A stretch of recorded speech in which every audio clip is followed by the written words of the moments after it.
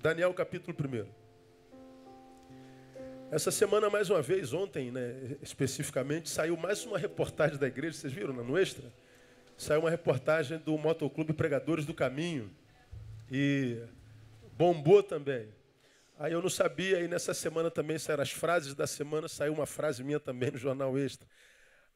Esse ano a igreja arrebentou na mídia, parabéns, os irmãos estão famosos. Mas o melhor disso é saber que o nome de Jesus foi glorificado à beça. Eu não sei se acho que eu falei isso domingo passado, quando saiu a reportagem da 26, há um centro espírita aqui no final da Jequitinhonha. E a pessoa responsável por lá viu a reportagem, ficou tão comovida, pelo trabalho da igreja, e eles vivem para caridade, são salvos por isso, E eles ligaram para mim, para me parabenizar a igreja, e perguntaram se, mesmo sendo do centro, podem ajudar a gente no ano que vem. Eu falei, são muito bem-vindos, evidentemente. Claro que podem ir, a hora que quiser.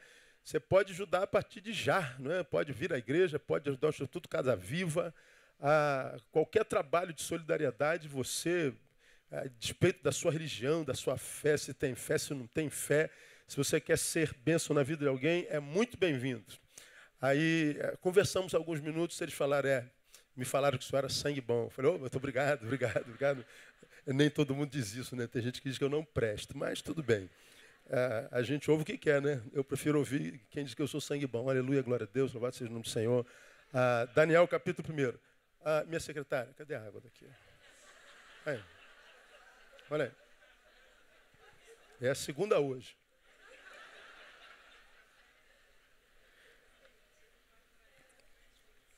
Nada, tá perdoado. Logo mais você trabalha dobrado. Obrigado. Eu preparei uma palavra para hoje e eu não vou pregá-la hoje. O Espírito Santo mudou. E eu queria levá-lo a Daniel capítulo 1, relembrá-lo a história de Daniel. E queria que você ouvisse essa palavra com um espírito de discernimento. Nosso ano será a proporção da nossa postura, ouvimos isso no dia 31. Não se constrói um futuro com jargões evangélicos. A vitória é nossa pelo sangue de Jesus. 1000 cairão ao meu lado, à minha direita. Não, isso é bobagem. Se constrói futuro trabalhando no presente. Quem não semeia no presente não conte com fruto no futuro. Tem um monte de gente no presente pedindo a Deus um milagre que não semeou no passado. Tem um monte de gente orando ao Senhor por um pedido que não tem nem direito de pedir porque não semeou no passado. E em grande escala não recebe o que Deus tem e poderia dar. E não recebe porque Deus é mau, porque Deus não quis, porque Deus é mesquinho. É porque não se preparou para aquele dia. Como você já me ouviu pregar aqui, muita gente pedindo a cura da cirrose, que não precisava pedir se não tivesse bebido tanto. Muita gente pedindo a cura do casamento, milagre que não precisaria pedir se o marido tivesse amado a esposa, se a esposa estivesse submetida ao marido. Muita gente pedindo para Deus salvar os filhos, milagre que não precisaria pedir se fossem pais que não provocasse ira aos filhos. Há muitos filhos perdidos pedindo pelo amor de Deus para restaurar sua família, que não precisaria pedir se tivesse filho que obedecesse seus pais. Há muita gente pedindo a Deus algo que não tem direito. Na verdade, nós não temos direito a nada. Tudo que nós temos é por causa do sacrifício de Jesus. Mas ele diz que tudo o que semeardes, isso também ceifareis. O que o homem semeia, colhe. Então, o nosso presente será sempre a proporção da forma como vivemos no nosso passado. Isso é um princípio bíblico. Então, a gente entra com muita esperança em 2015, a gente entra profetizando, mas a gente tem que ir além do discurso, a gente tem que ir além do jargão. Temos que viver como homens aprovados, maduros, e não como um bebê espiritual que vive de jargões evangelicais e que, na verdade, o que vive é frustração. Então, eu quero relembrá-lo disso que você vai ouvir. Você já ouviu isso há muito tempo atrás? Acredito que sim. E eu tirei da experiência de Daniel, capítulo 1. Eu vou ler o capítulo todinho. No ano terceiro do reinado de Jeoiaquim, rei de Judá, veio Nabucodonosor, rei de Babilônia, a Jerusalém e a sitiou. E o Senhor lhe entregou nas mãos a Jeoiaquim, rei de Judá, e uma parte dos vasos da casa de Deus, e ele os levou para a terra de Siná, para a casa do seu Deus, e o pôs na casa do tesouro do seu Deus. Então disse o rei a Aspenaz, chefe dos eunucos, que trouxesse alguns dos filhos de Israel, dentre a linhagem real e dos nobres, jovens em que não houvesse defeito algum, de bela aparência, dotados de sabedoria, inteligência, instrução, e que tivessem capacidade para assistirem no palácio do rei, que lhes ensinasse as letras e a língua dos caldeus. O rei lhes determinou a porção diária das iguarias do rei, do vinho que ele bebia, e que assim fossem alimentados por 3 anos, para que no fim destes pudessem estar diante do rei. Ora, entre eles se achavam dos filhos de Judá, Daniel, Ananias, Misael e Azarias. Mas o chefe dos eunucos lhes pôs outros nomes, a saber, a Daniel o de Beltesazar, a Ananias o de Sadraque, a Misael o de Mesaque e a Azarias o de Abidnego. Daniel, porém, propôs no seu coração não se contaminar com a porção das iguarias do rei, nem com o vinho que ele bebia. Portanto, pediu ao chefe dos eunucos que lhe concedesse não se contaminar. Ora, Deus fez com que Daniel achasse graça e misericórdia diante do chefe dos eunucos. E disse o chefe dos eunucos a Daniel: tenho medo do meu senhor, o rei, que determinou a vossa comida e a vossa bebida. Pois veria ele os vossos rostos mais abatidos do que os dos outros jovens e da vossa idade. Assim poríeis em perigo a minha cabeça para com o rei. Então disse Daniel ao despenseiro, a quem o chefe dos eunucos havia posto sobre Daniel, Ananias, Misael e Azarias: experimenta, peço-te, os teus servos 10 dias, e que se nos deem legumes a comer e água a beber. Então se examine na tua presença o nosso semblante e dos jovens que comem das iguarias reais, e conforme vires, procederás para com os teus servos. Assim lhes atendeu o pedido e os experimentou 10 dias. Ao fim dos 10 dias apareceram os seus semblantes melhores, e eles estavam mais gordos do que todos os jovens que comiam das iguarias reais. Pelo que o despenseiro lhe tirou as iguarias e o vinho que deviam beber e lhes dava legumes. Ora, quanto a estes 4 jovens, Deus lhes deu o conhecimento, a inteligência em todas as letras, em toda a sabedoria, e Daniel era entendido em todas as visões e todos os sonhos. Ao fim dos 10 dias, ao fim dos dias, depois dos quais o rei tinha ordenado que fossem apresentados, o chefe dos eunucos os apresentou diante de Nabucodonosor. Então o rei conversou com eles, e entre todos eles não foram achados outros tais como Daniel, Ananias, Misael e Azarias. Por isso ficaram assistindo diante do rei. E em toda matéria de sabedoria e discernimento, a respeito da qual lhes perguntou o rei, este os achou 10 vezes mais doutos do que todos os magos e encantadores que havia em todo o seu reino. Assim Daniel continuou até o 1º ano do rei Sírio. Amém, amados? Vamos nos situar na história. Jeoiaquim era rei em Judá. Estava diante do mais poderoso inimigo que Judá e Israel já tiveram. Nabucodonosor, rei de Babilônia, que vinha conquistando tudo naquele tempo. Chegaram a Jerusalém, cidade santa, onde habitava o povo de Deus. Quando Nabucodonosor chega a Jerusalém, sitia Jeoiaquim e Judá, diz o versículo 2, estranhamente, que o Senhor lhe entregou nas mãos a Jeoiaquim, rei de Judá, e uma parte dos vasos da casa de Deus. O inimigo cerca Jerusalém e o Deus de Israel, o Deus de Jerusalém, ao invés de defender o seu povo, o que faz? Pega o seu povo e entrega na mão do inimigo. O povo é levado cativo.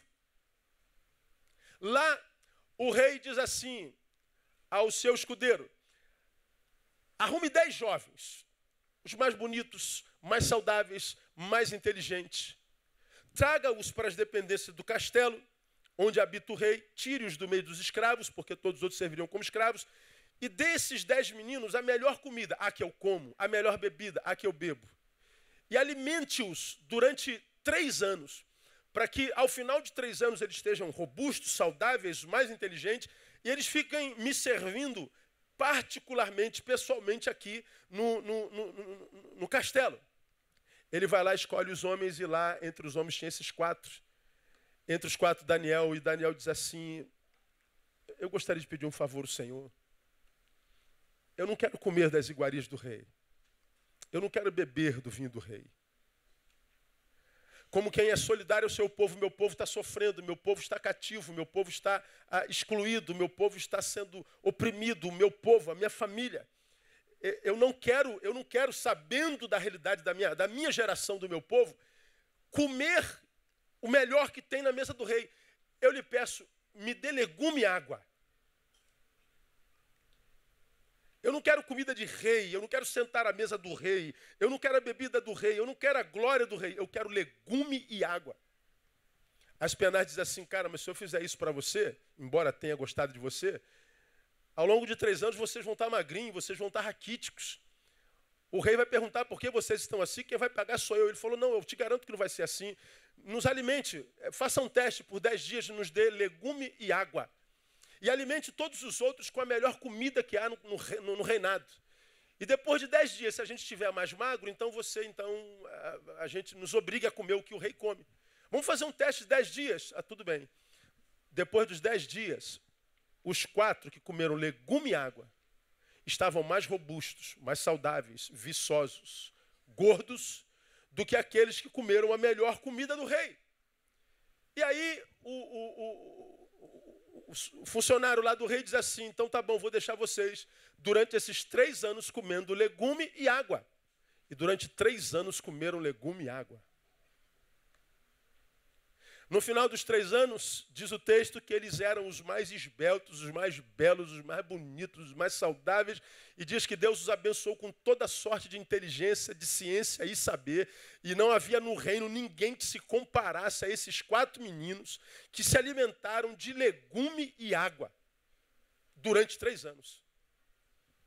Bom, nós conhecemos essa história.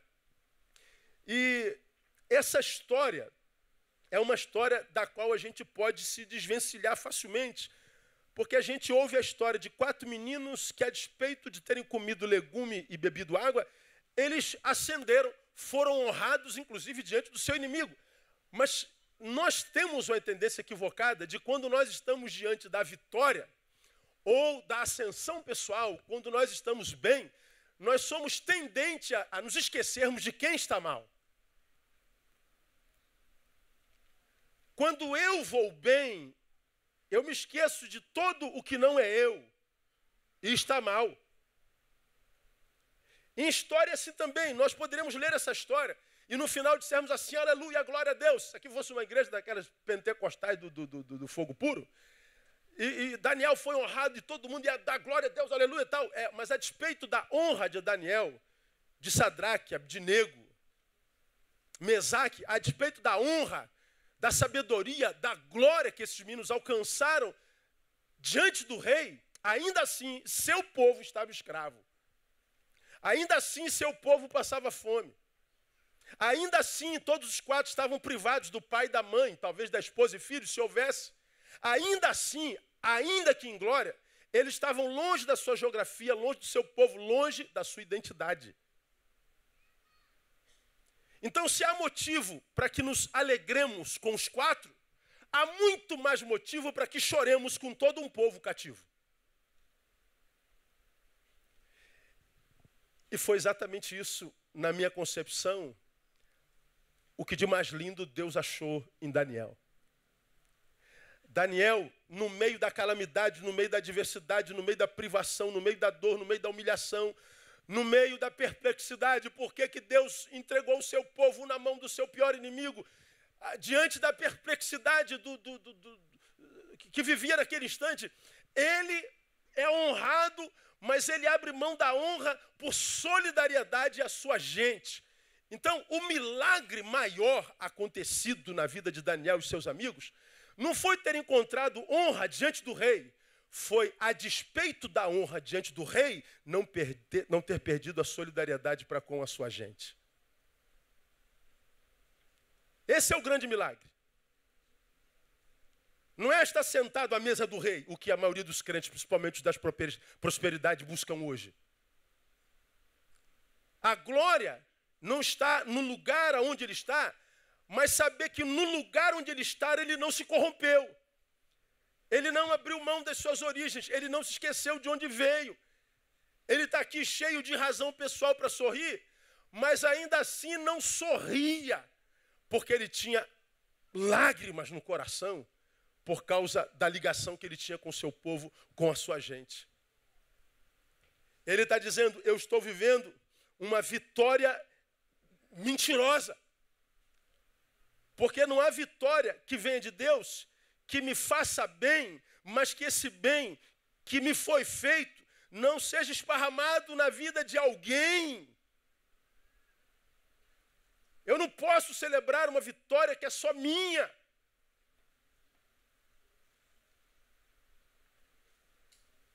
Esse é o espírito de Daniel. Um espírito de solidariedade, um espírito maravilhoso, um espírito que alegra certamente o coração de Deus. Uma calamidade está diante dele. Estilhaços por toda a cidade e reinados, mas ele conseguiu acender. Ele acende e diz, eu prefiro não me contaminar com aquele que oprime meu povo. É uma excelente oportunidade para mim, mas eu não quero me contaminar com ele. Ele continua sendo solidário, porque ele está ainda ligado à sua geração, ele está ligado ao seu povo. Ele é um servo de Deus conectado. E um servo de Deus conectado, a despeito do lugar onde esteja, ele sabe que não existe só para ser realizado nos seus desejos, mas ele existe para cumprir uma missão em nome do Deus que o salvou. Foi o que eu preguei domingo passado, citando Ariovaldo Ramos. Ariovaldo Ramos disse na semana passada, eu citei no dia 31, que quando a gente encontra o Evangelho, a gente não encontra uma satisfação de desejo, a gente encontra uma missão. Infelizmente, e eu acrescentei ao que Ariovaldo Ramos disse, nós temos transformado o Evangelho numa fonte de realização de desejos.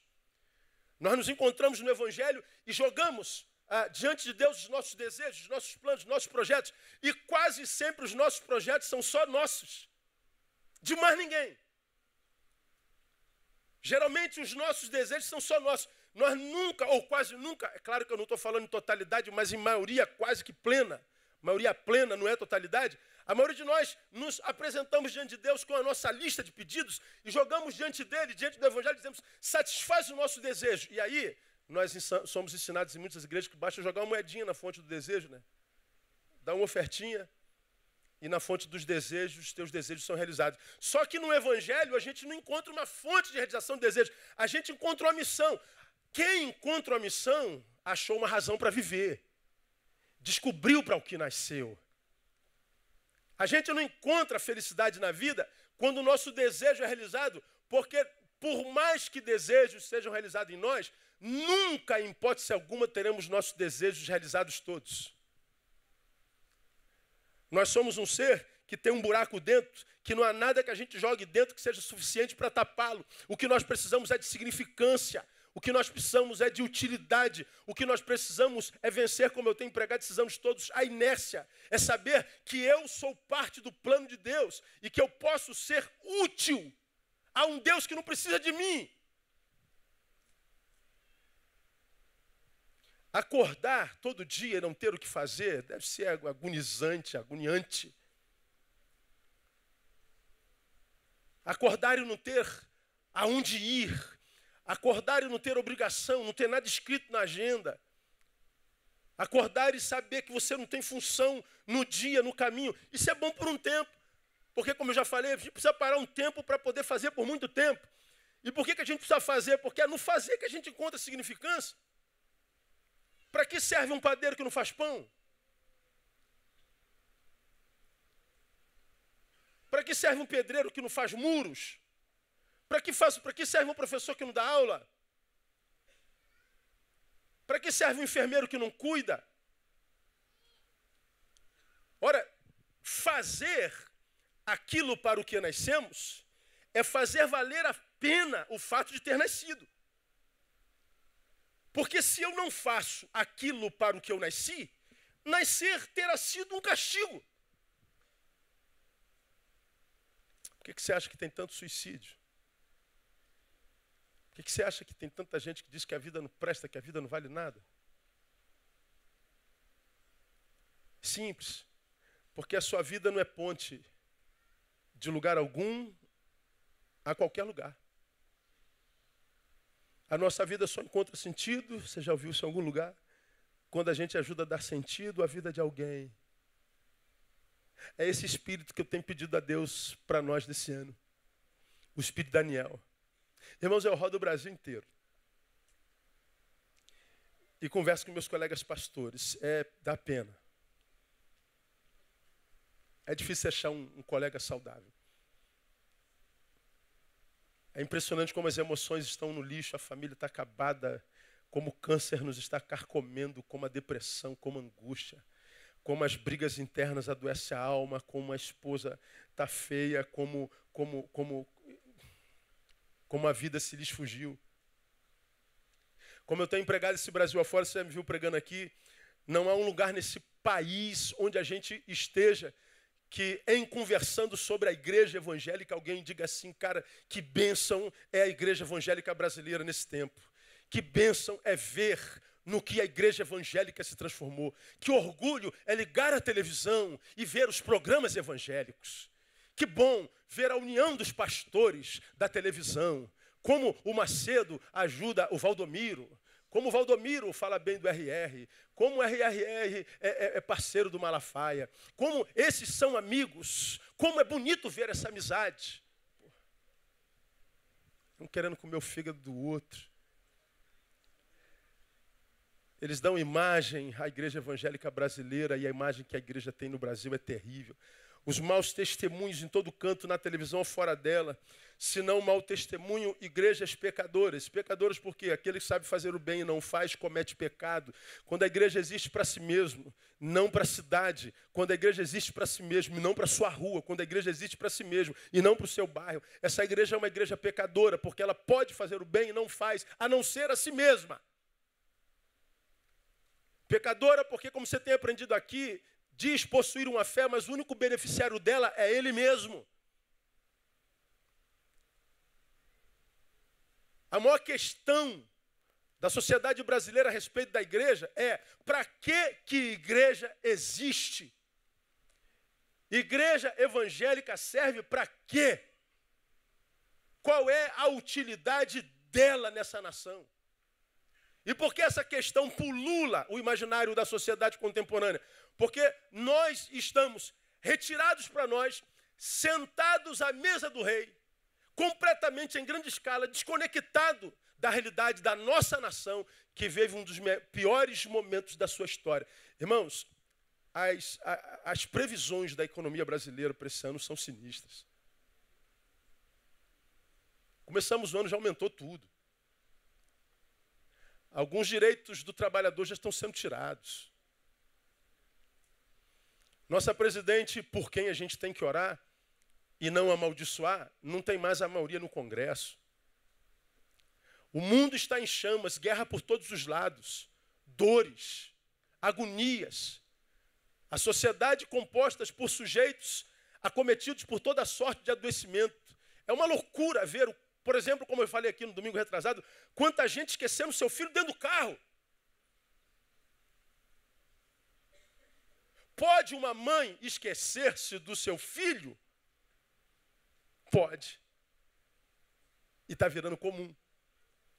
São sinais que vão revelando no que nós estamos nos transformando. E a pergunta que eu faço a Deus, como pastor de igreja, é sempre a mesma. Deus, será que a gente existe para a gente? Será que nós existimos para justificar a própria existência? Será que nós estamos para aqui, sentados à mesa do rei, para engordar? Para vermos nossos desejos satisfeitos o tempo todo, quando o mundo está acabando?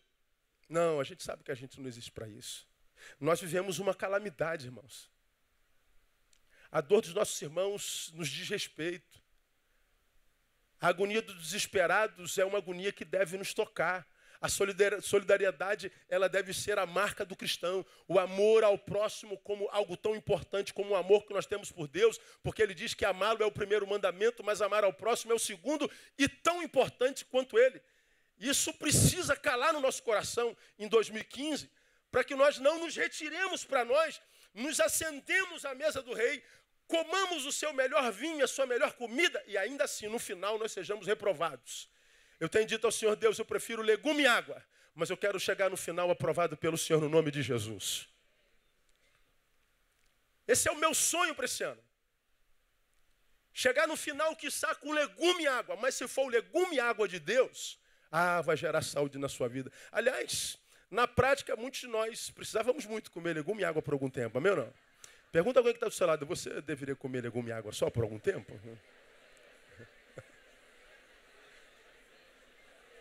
Quantos dizem sim? Ih, rapaz, olha, mas muita gente.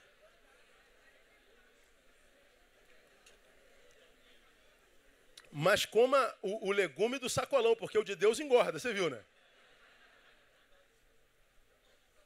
Então a calamidade está aí. Agora, se ela está aí, não adianta sentar e chorar.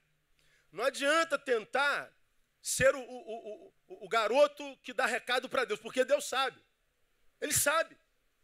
Nós precisamos nos capacitar para ela. Como é que a gente se capacita para a calamidade? Para que, estando entre os escravos, nós, como você já me ouviu, não nos tornemos medíocres e sintamos pena de nós mesmos, mas convidados a sentar à mesa de um rei que não foi aprovado por Deus, nós não nos corrompamos e nos esqueçamos de onde viemos. Nós temos guerra nas duas vertentes. Posso passar pelo vale da morte, me tornar um medíocre chorão, de adorador para murmurador, resmungão, que morre de pena de si mesmo, mas eu posso prosperar entre os homens, me sentar à mesa de um rei que não é aprovado por Deus, me vangloriar e esquecer de onde eu vim. Ambos estarão caídos. Então, como é que a gente sobrevive à calamidade que nos espera em 2015? Primeiro, nos especializando para discernir as fontes do mal. Repita assim por mim. Eu preciso ser um especialista em discernir fontes de mal. Tem na Bíblia isso aqui, pastor? Tem. Tem. Olha que coisa interessante. Quando eu discerno a fonte do mal e não o fruto dele, eu estou discernindo causa e efeito. Por exemplo, estou com febre. Se eu estou com febre, você descobre que eu estou com febre, o que você sugeriria para mim agora? Me dá aí um... O quê? Qual o remédio? Tilenol. Bom, eu tomo um Tilenol e é possível que daqui a 1 hora, 2, eu não esteja mais com febre. Significa dizer que eu resolvi o meu problema, não? Não. Porque a febre é causa ou é efeito? Efeito. O Tilenol resolveu o problema do efeito. Mas a causa, eu posso estar com câncer. Eu posso estar com inflamação em algum outro lugar. E não adianta eu tomar Tilenol para câncer, ele vai matar minha febre por hora. Mas quando acabar o efeito do Tilenol, a febre volta e pior. E porque eu não tratei a causa, não ataquei a causa, só ataquei o fruto, o efeito, eu retardei no ataque na causa, porque eu não senti mais os efeitos do fruto, a causa se amplificou, ela piorou. Aí daqui a algumas horas, a febre vem com mais poder. Aí eu tomo um Tilenol, já não serve mais, eu tenho que tomar 2. Resolveu. Por hora, a questão do efeito. Mas eu ainda não cuidei da causa. A causa é câncer. E porque eu vou retardando, discernir a fonte do mal, eu vou atacando só o fruto, imaginando que agora eu estou bem. Não, você só está retardando a tua desgraça. Eu preciso, você precisa, nós precisamos nos especializar em discernir a fonte do mal, porque a gente não vai perder tempo com efeito, vai direto na causa. Eu poderia saber que estou com febre, e eu poderia, ao invés de tomar um Tilenol, correr logo para o médico, e o médico passar logo um exame e descobrir logo que eu estou com câncer, sei lá. Economizaria força, economizaria dinheiro, economizaria um Tilenol. E abreviaria a minha cura. Mas porque eu não tenho discernimento, só vejo aquilo que os olhos biológicos podem ver, só percebo o que todo mundo percebe, eu não estou um passo além em maturidade e discernimento diante de Deus, eu vou retardando o meu fracasso, que mais cedo ou mais tarde chega. Por quê? Porque eu não sou especialista em discernir fontes do mal. E há muita gente que luta só contra o fruto. Eu vou dar um exemplozinho mostrando um vídeo para você, que eu mostrei aqui há uns 8 anos atrás. Vou mostrar para você o que é atacar fruto. Não sei se o painel separou. Separou? Só me disse se viu. Foi. Você vai se lembrar disso aí. Isso aí é atacar fruto.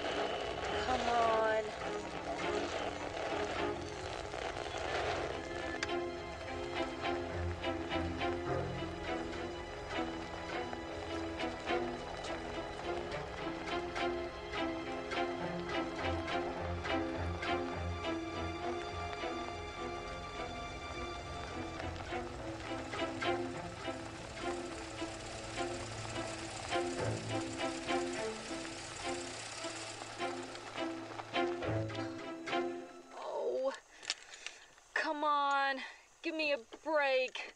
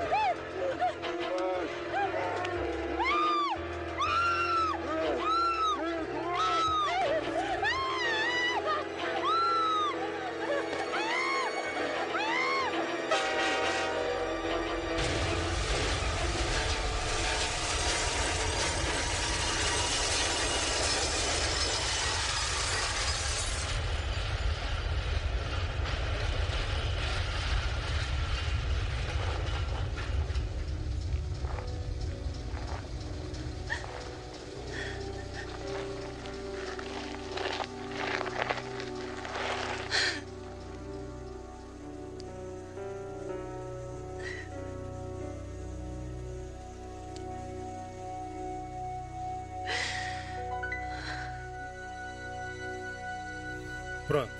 Deu para entender? O rapaz parecia uma fonte de mal, não parecia? E ele era fonte de mal? Ela estava lutando contra o mal ou contra o bem? Contra o bem.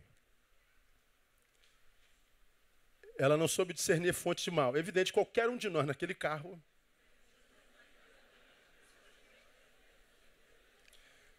O que eu quero dizer é que nem tudo que os nossos olhos veem é a realidade. Nós precisamos desenvolver uma visão que vá além da biológica. Nós precisamos discernir intenções. Dentro daquele carro, todos nós estaríamos com medo, mas é possível que alguns de nós sairiam daquele carro para ver onde é que a gente parou. E talvez teria visto que estava em cima de uma linha de trem.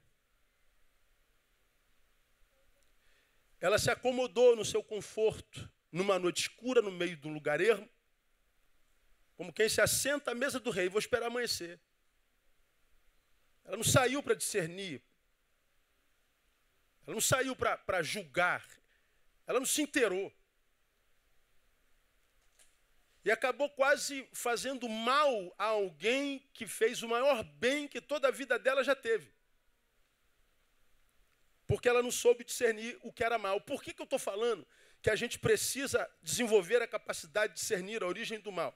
Percebam comigo o caso de Daniel. Daniel estava cativo por Nabucodonosor junto com seu povo. Mas quem foi que, aspas, fez o mal a Israel e a Daniel? Foi Nabucodonosor? Não. Foi Deus. Quem foi que entregou Israel na mão do inimigo? Deus. Aí a pergunta que eu faria para os irmãos: se foi o Senhor que entregou a Israel na mão do seu inimigo, pense, se foi o Senhor que entregou Israel na mão do seu inimigo, isso pode ser mal? Pode ou não pode? Ih, rapaz, silêncio.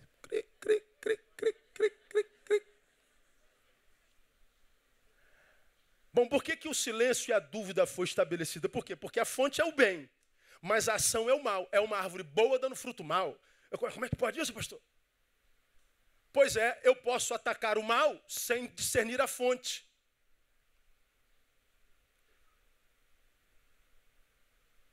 Por isso que eu preciso saber da fonte e não me impressionar com fruto, com imagem. Porque a fonte foi Deus, mas o fruto foi mal. Então é possível que mesmo sendo Deus, ele faça mal a gente. O mal foi feito na vida de Israel. Mas se o mal tem em origem Deus, eu não estou lutando contra um inimigo. Portanto, eu não posso usar contra Deus a mesma arma que eu usaria contra o mal que me assola hoje. Porque eu posso estar envidando esforços terríveis para lutar contra Nabucodonosor, contra as penais, contra tudo. Mas se eu discernisse a fonte, não, peraí, é o Senhor quem está fazendo isso. Eu conheço meu Deus, eu tenho intimidade com Ele. E mesmo que esse cara seja mau e o Senhor está nisso, há um propósito. Então, ao invés de usar uma espada, usar um soco, usar uma agressão, eu vou tentar usar discernimento. Eu vou tentar captar aquilo que existe, mas meus olhos não veem. Ao invés de usar de jargões e buscar meus direitos, eu vou usar meu entendimento e buscar respostas. A minha postura diante da revelação da fonte, ainda que vitimizado pelo mal, vai ser diferente. Porque o que a gente vê hoje? Nós vemos crentes andando errado e tem um amigo que diz assim, cara, você está errado. O crente errado ataca o amigo, porque o amigo está condenando o mal que ele está fazendo a si mesmo. Está atacando a fonte errada. Por outro lado, porque você se deformou e não houve mais um amigo, tem um inimigo teu, que nem amigo é, que está abonando a tua conduta equivocada e você o abraça. Está abraçando a fonte errada, é burrice. Você está sendo desconstruído, cheio de prazer. Você está indo para a mesa do rei chamando isso de graça, de glória de Deus. Você está indo para a mesa do inimigo, achando que Deus está te honrando no campo do inimigo. Nada, você está sendo destruído. Só que devagar, para que mesmo em destruição você sinta prazer. É como aquilo que eu já falei aqui uma vez. Como paraquedista que sou, quem é paraquedista aqui sabe o que é saltar de um avião em voo. E só quem salta de um avião em voo sabe o que é aquilo. Bom, a gente salta e a gente tem aquela sensação de liberdade, de poder. Asas nos foram dadas e a gente vê o mundo por um outro patamar. É uma sensação de liberdade, de gozo, de alegria, de vida, de superação maravilhosa. Mas a despeito dessa sensação maravilhosa, nós estamos em processo de queda. Nós estamos em decadência, cheio de prazer. Nós estamos em decadência, cheio de gozo. Nós estamos em decadência com sensação de que nós criamos asas para voar. Nós estamos em decadência, achando que nós estamos sobre todo mundo. Nós estamos em decadência. Aquele prazer vai durar só um pouquinho. E é nisso que vocês estão sendo desconstruídos. Porque não sabe discernir alho de bugalhos. Eu estava escravo, diria Daniel, de Nabucodonosor. Eu estava cerceado de gozar da presença dos inimigos, da família, de todo mundo. Eu fui impedido de ir e vir. Eu fui escravizado. Esse mal me tira a qualidade de vida. Mas porque eu sou um especialista em discernir as ações de Deus, e Ele me fez um especialista em discernir fontes, eu sei que foi o Senhor quem fez isso. Se foi o Senhor quem fez isso, esse mal, se é mal, é um mal bendito.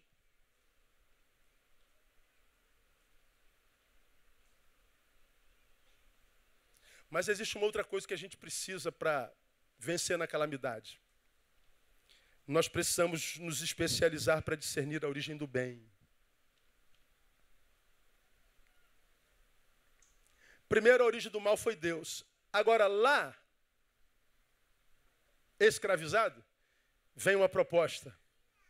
Arruma uns moleque bom aí, inteligente, forte, bonito, para me servir. Comer o que eu como, beber o que eu bebo. Bom, Daniel poderia chegar lá no cativeiro e falar assim, poxa, até aqui Deus está me honrando, né, gente? Olha como é que Deus está me honrando, tá vendo? A Bíblia diz que onde eu colocar a planta do meu pé, Ele me dá. O Senhor diz que 1000 cairão ao meu lado, 10.000, eu não. A Bíblia diz que eu sou muito mais do que vencedor por aquele que nos amou. Veja, meu povo inteirinho, escravizado, mas Deus me tira do meio do meu povo e me coloca para servir ao rei. Olha como que Deus me honrou, mesmo no cativeiro. Bom, Daniel não se impressionou com a honra do cativeiro, porque ele soube discernir a origem do bem. O bem que lhe alcançou no momento mais duro da vida, qual era a fonte dele? Era Deus? Não, era o inimigo. O mal que me chegou, a fonte era Deus. E o bem que me chega, a fonte é Nabucodonosor. Porque ele discerniu a fonte do bem, era Nabucodonosor, ele diz assim, eu prefiro não me contaminar. Eu prefiro não me render a essa glória. Eu prefiro não me render a esse conforto. Eu prefiro não me render a essa fama. Eu prefiro não me contaminar com isso que está aí. Porque isso que está aí, embora seja desejo do coração humano, inclusive meu, a fonte não é Deus. Se em Deus o mal é bendito, em Nabucodonosor o bem é maldito.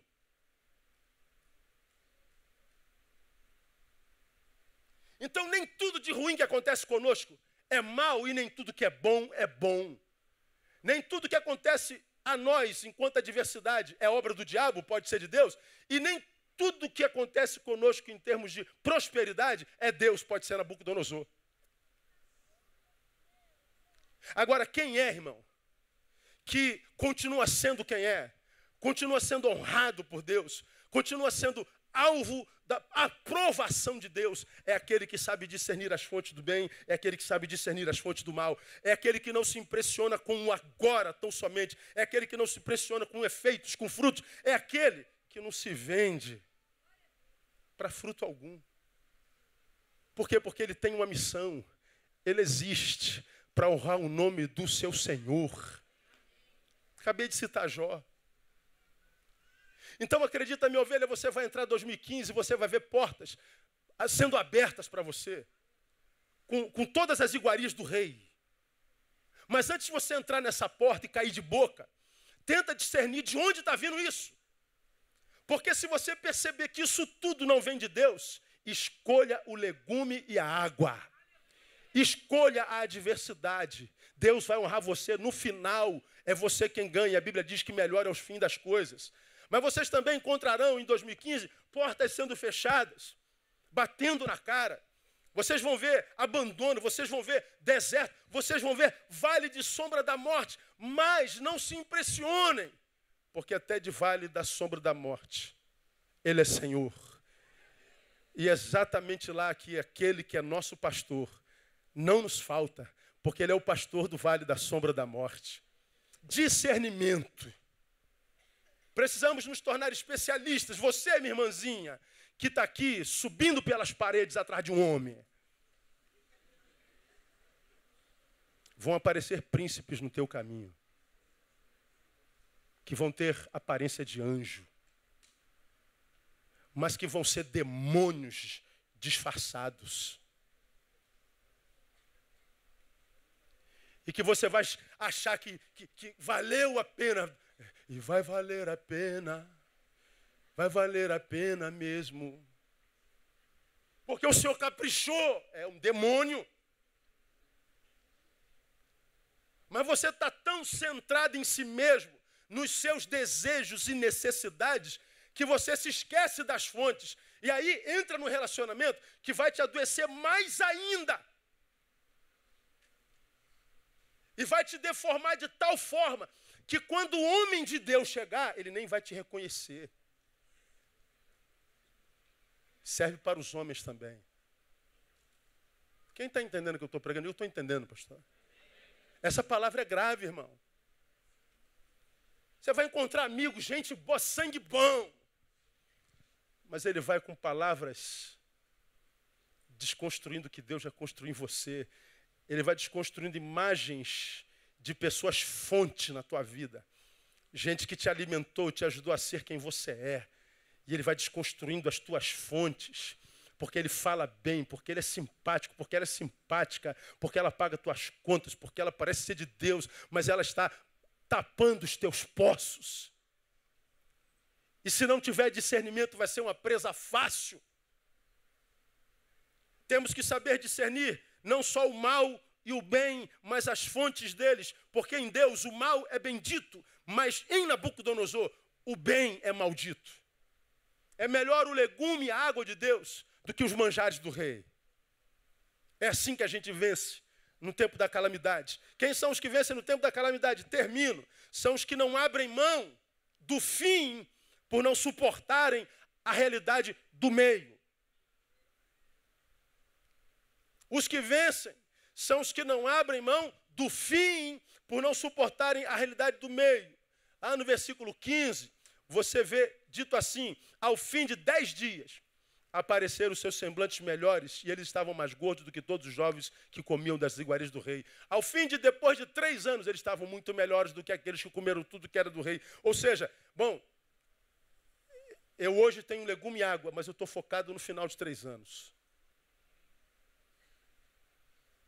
E você está caminhando na tua geração, um monte de gente forte, gorda, malhada. Todos com foto de vitória. Todos com postes de vitória. Todos curtindo a vida doidado. E você só no legume e água.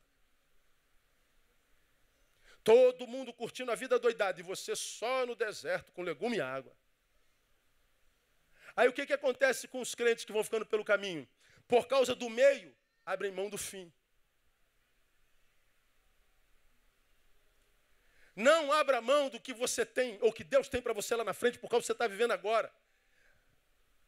A proposta era qualificação da vida dos jovens escolhidos. O que Daniel discutia eram os meios. Eu quero ser gordo, sim. Eu quero ser forte. Eu quero ser inteligente. Eu quero ser versado nas visões e tudo mais. Mas eu não quero ser através de Nabucodonosor, não. Me deixa com água e pão. Me deixa com água e legume. Ele não abre mão do fim. O que ele rejeita são os meios. Ele propõe não se contaminar com as iguarias do rei. Essa riqueza que eu tenho no castelo é produto do abuso sobre o meu povo. Isso é produto de injustiça contra o meu povo. Eu não quero me contaminar com isso, embora eu deseje muito. Deus, eu fico com legume e água. Porque parecia que ele conhecia Eclesiastes, melhor é o fim das coisas. Vai rindo de mim, porque eu estou com legume e água, você está com picanha e Coca-Cola com limão. Vai rindo de mim, porque você está com a modelo e eu estou com essa magrelinha aqui. Vai rindo. Vai rindo, porque você está com esse musculoso aí e eu estou com esse magrelinho aqui. Vai rindo. Zomba de mim mesmo, zomba enquanto você pode. Porque melhor é o fim das coisas. É como acaba que conta. Vamos ver onde a gente vai estar daqui a 5 anos. Vamos ver onde a gente vai estar daqui a 10 anos. Quantas pessoas, irmãos, já zombaram de você, já zombaram de mim, já zombaram de nós.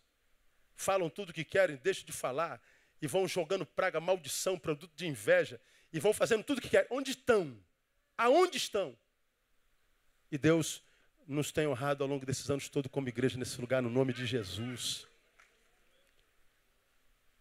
Uma igreja que a gente tem orgulho de ser e da mesma pertencer. Uma igreja que Deus usa para abençoar a nação. Uma honra que Deus nos tem dado de ser igreja para a nação brasileira. E a gente vai, a despeito do que dizem, vão continuar dizendo, e vão continuar falando mal de você, e vão continuar odiando você, vão continuar criticando você. Nem Jesus conseguiu agradar todo mundo, mas Jesus, mesmo e a despeito das lutas, das injustiças, ele tinha um propósito. O meu propósito é a cruz, o meu propósito é a vontade de meu Pai. E ele vai sendo humilhado até a cruz. E na cruz ele é zombado por tudo, por todos. Satanás pensa que o derrotou. Mas era como se Jesus estivesse dizendo, vai celebrando, Satanás, porque hoje é sexta-feira, eu estou crucificado, mas o domingo está chegando. Dá baile mesmo. Chama aí, irmão. Todos os DJs e faz um bailão aí. Bota a luz. Venci Jesus. Hoje é sexta-feira, domingo está chegando. Acaba o baile da sexta-feira, chega o silêncio de sábado. A angústia, a frustração, o vazio. O sábado da ausência da manifestação de Deus. Que sábado grande. Quando a gente passa por aquele deserto onde Deus se cala, onde Deus não se manifesta, onde a gente deseja desesperadamente um toque, um sinal, um vento, um sopro. Deus fala qualquer coisa, o senhor não está vendo deserto. É sábado. Silêncio. Mas sofre o teu sábado, sofre o silêncio de Deus, sofre a ausência da manifestação de Deus, mas sofre entendendo que hoje é sábado, mas o domingo está chegando. Vai valer a pena. Até que chega domingo. E os do caminho de Emaús esperaram até amanhã de domingo. Porque na sexta-feira havia baile no inferno, no sábado o silêncio da manifestação de Deus. Chegou domingo a ansiedade de ver o Filho de Deus ressuscitar. E eles, meu Deus, perdemos tempo seguindo Jesus, eles estão voltando para Jerusalém. Porque não souberam esperar até as 15 horas. Mas chega a tarde de domingo, e quando chega a tarde de domingo, aquele que morreu na sexta-feira humilhado pelos homens e pelos espíritos das trevas, aquele que foi obrigado a se silenciar durante o sábado mais longo da história da humanidade, no domingo ele rompe em glória, poder e majestade. Ele vai e arranca a chave do inferno da mão de Satanás. Ele toma por posse todas as coisas, ele sobe aos céus, libera dom à igreja do Senhor, a capacita. E ele hoje reina à destra de Deus, intercede por nós. Então, meu irmão, você vai passar por muitas sextas-feiras e sábados no teu ano. Mas sofre tua sexta e teu sábado, esse meio doloroso, esse tempo silencioso, lembrando que o domingo vai chegar. O domingo chega na vida de todo mundo que vive na esperança no Cristo ressurreto. Você pode estar vivendo o teu sábado nesse exato momento, mas o teu domingo já está chegando no nome de Jesus. Catuca alguém e fala assim, teu domingo está pertinho, irmão.